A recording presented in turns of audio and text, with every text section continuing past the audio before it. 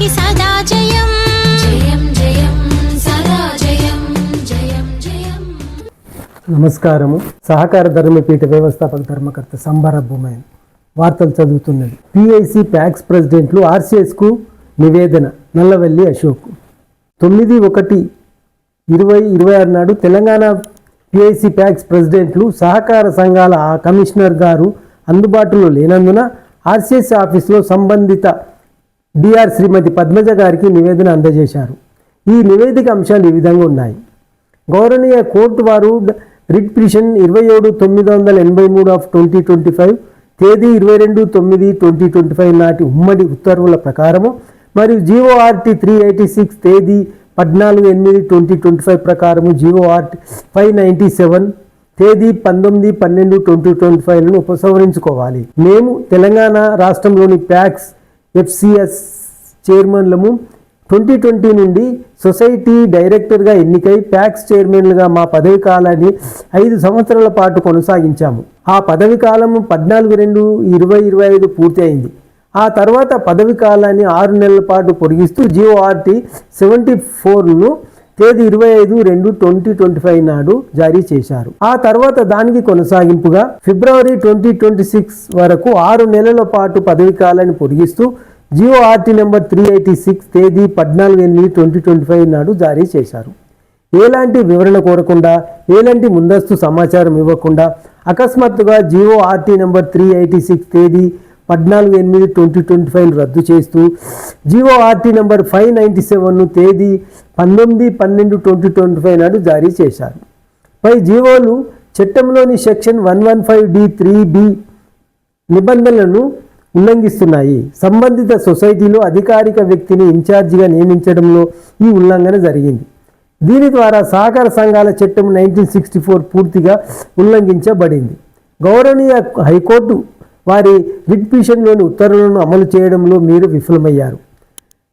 2025 నాటి 39/680 నంబర్ ఉత్తర్వు తేదీ 23/12/2025 మరియు 2025 నాటి రిట్ పిటిషన్ 27/983 తేదీ 22/9/2025 ఇది అన్ని సొసైటీలకు వర్తించే ఉమ్మడి ఉత్తర్వు.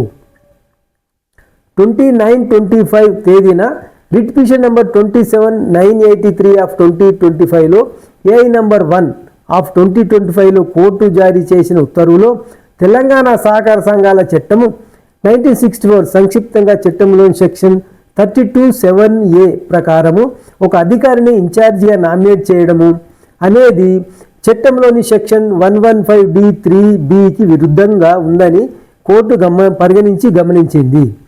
ఈ ఉత్తర్వు అమలులో ఉన్నప్పటికీ మీ కార్యాలయము 19/12/2025 తేదీన జీఓఆర్టీ 597 వ్యవసాయ మరియు సహకార 2వ విభాగం ద్వారా ప్రతి ప్రాథమిక వ్యవసాయ సహకార పరపతి సంఘానికి 6 నెలల కాలానికి లేదా ఎన్నికలు నిర్వహించే వరకు లేదా ప్రభుత్వం నుండి తదుపరి ఉత్తర్వులు వచ్చే వరకు వీటిలో ఏది ముందు అయితే అది వరకు అధికారిక ఇన్ఛార్జ్ కమిటీని నియమించాలని తెలంగాణ ప్రభుత్వం హైదరాబాద్ సహకార కమిషనర్ మరియు సహకార సంఘాల రిజిస్ట్రార్ను ఆదేశిస్తూ ఉత్తర్వులు జారీ చేసింది. 19/12/2025 తేదీన జారీ చేసిన జీఓఆర్టీ 597 ఈ కోర్టు జారీ చేసిన ఆదేశానికి పూర్తిగా విరుద్ధంగా ఉందని మనవి చేస్తున్నామని పేర్కొన్నారు.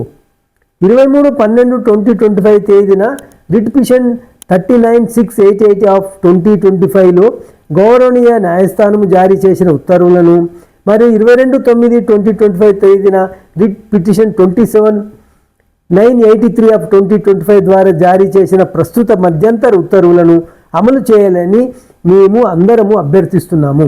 14/8/2025 తేదీన జారీ చేసిన జీఓఆర్టీ 386 ప్రకారము 6 నెలల కాల పరిమితిని కొనసాగించాలి.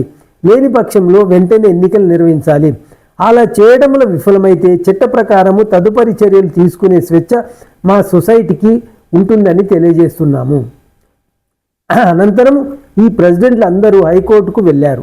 సహకార ధర్మపీఠం ప్రతినిధులు శ్రీ నల్లవెల్లి అశోక్ గారు మాట్లాడుతూ హైకోర్టులో ఈరోజు సుదీర్ఘ చర్చల అనంతరము జీవో 597 హైకోర్టు కొట్టివేసిందని తెలియజేశారు.